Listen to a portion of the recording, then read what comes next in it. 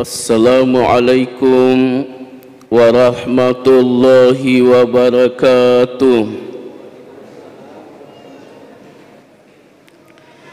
Alhamdulillahilladzi anzala as-sakinata fi qulubil mu'minin liyazdadu imanan ma'a imanihim.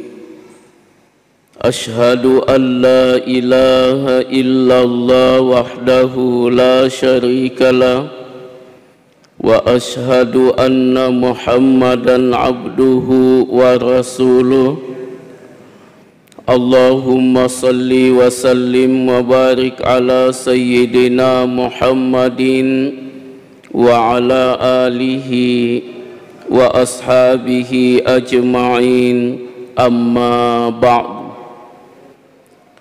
Ikhwanal muslimin dan muslimat, sidang jamaah yang insya Allah dimuliakan oleh Allah Subhanahu wa ta'ala.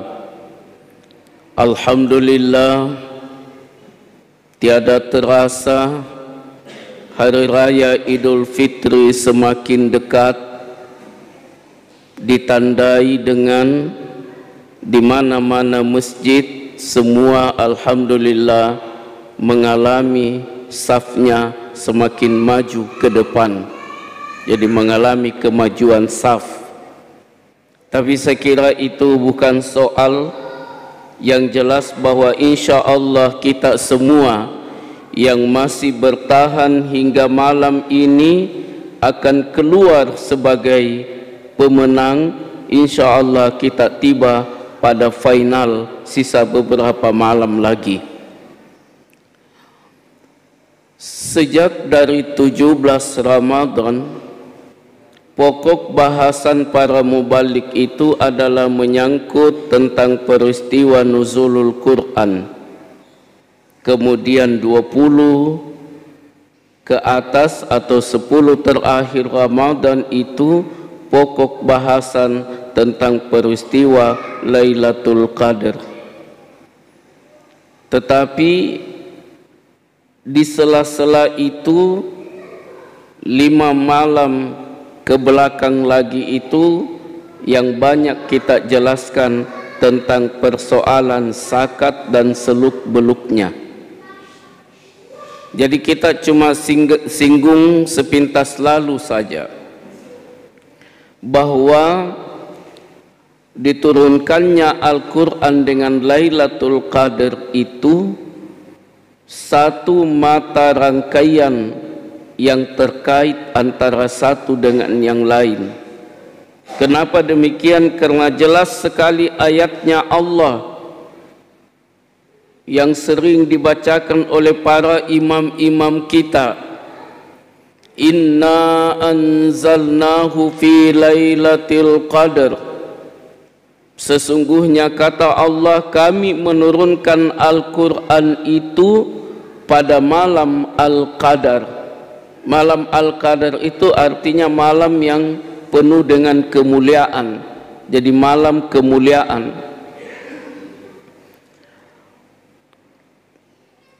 Lailatul Qadar itu kalau menurut keterangan hadis, nantikanlah Lailatul Qadar di 10 akhir Ramadan, di setiap malam-malam ganjilnya. Ya, jadi sudah lewat, ini sekarang malam ke-25. Jadi malam ini masih kita nantikan Lailatul Qadar apabila belum turun. Malam ke-27, malam ke-29, atau bila genap 30 puasa malam yang ke-30, disitulah dinantikan turunnya Lailatul Qadar.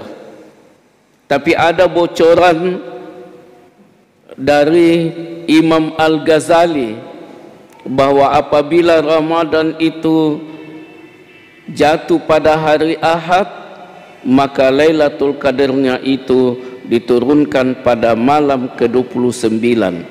Tapi tidak usah kita bicarakan itu, karena yang mengetahui tepatnya turunnya itu cuma Allah Subhanahu wa ta'ala.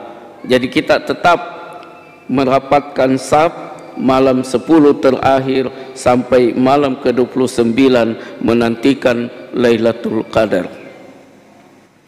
Akan tetapi malam ini saya berkehendak untuk menguraikan sedikit tentang zakatul fitr. Secara garis besarnya zakat itu terbagi dua. Ada namanya zakatul fitr, ada zakatul mal. Zakat mal ini itulah yang bercabang-cabang lagi. Ada namanya zakat profesi, zakat pertanian, perkebunan. Itu yang cabang-cabangnya. Tapi cuma secara garis besar dua, yakni zakatul fitr dan zakatul mal. Zakat fitrah ini adalah zakat wajib per kepala. Saya ulang, zakat fitrah wajib per kepala. Orang senang, orang susah, orang kaya, orang miskin, kelas menengah, kelas elit, kelas bawah, semuanya wajib mengeluarkan zakat. Andaikan ada wanita yang melahirkan pada malam takbir, maka anak yang dilahirkan itu wajib dibayarkan zakatnya. Jangankan itu, orang berkemas saja menuju lapangan atau masjid untuk berlebaran, ada wanita yang melahirkan sebelum khatib naik di atas mimbar, maka anak yang dilahirkan itu wajib dibayarkan zakatnya. Ini banyak yang menganggap persoalan ini remeh. Sekarang timbul pertanyaan, kalau ada yang mengatakan, wah Ustadz, mestinya saya ini tidak wajib mengeluarkan zakat, tapi saya wajib menerima zakat karena saya ini miskin. Kalau kita memberikan jawaban, tetap wajib mengeluarkan zakat, sebentar tetap menerima pemberian zakat dari badan amil. Karena itu badan amil itu berfungsi untuk memberikan atau membagikan zakat ini secara merata kepada siapapun. Jadi harus dibagi rata oleh badan amil. Nah, Bapak Ibu sidang jamaah yang insya Allah dimuliakan oleh Allah Subhanahu wa Ta'ala, ada lagi yang mengatakan, oh Ustaz, mestinya itu lebih afdalnya itu kalau saya menyerahkan langsung zakat saya kepada yang berwajib. Memang betul, tetapi kalau itu terjadi, ada orang yang tertumpuk bahagian atau diberikan zakat, sementara ada yang tidak kebahagiaan. Jadi sebaiknya diserahkan kepada badan amil yang mendistribusikan secara merata kepada mereka yang berhak untuk menerima zakat. Dan zakat fitrah ini adalah zakat yang harus terbagi habis, tidak boleh ada yang tersisa. Zakat fitrah ini atau kita katakan saja zakat ini akar katanya zakaun, jadi identik dengan bahasa Bugis. Orang Bugis bilang bayar zakat, bayar zakka. Jadi asal kata daripada zakat ini zakaun, pengertiannya bertumbuh dan berkembang. Jadi orang yang rajin membayarkan zakatnya itu, insya Allah apa yang mereka miliki itu bertumbuh dan berkembang. Makanya belum ada sejarahnya orang yang rajin membayar zakat itu tiba-tiba jatuh miskin, tidak ada, ya.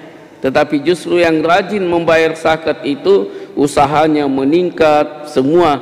Karena kenapa? Ada keberkahan dari Allah Subhanahu wa Ta'ala. Terakhir, zakat fitrah itu ada dua fungsinya. Yang pertama, tu'matul lil masakin, sebagai pemberi makan bagi orang miskin. Yang kedua, tuhratul lissaimin, sebagai pembersih bagi orang yang menunaikan puasa. Jadi ini tujuan atau fungsi daripada penyaluran zakat itu sebagai pemberi makan bagi orang miskin dan sebagai pembersih bagi orang yang menunaikan puasa. Bapak, ibu-ibu sidang jamaah yang dimuliakan oleh Allah Subhanahu wa taala, ya, sebelum saya turun dari mimbar, terlebih dahulu saya memohon maaf kepada imam dan jamaah. Ya, saya tidak tinggal untuk mengerjakan salat tarawih bersama jamaah karena saya adalah salah seorang badan amil di masjid dekat rumah yang selesai tarawih mereka akan menyetorkan zakatnya. Oleh sebab itu saya mohon maaf saya tidak tinggal salat tarawih. Jangan sampai jamaah bilang Ustaz Zainal tidak salat tarawih, tetap saya salat tarawih.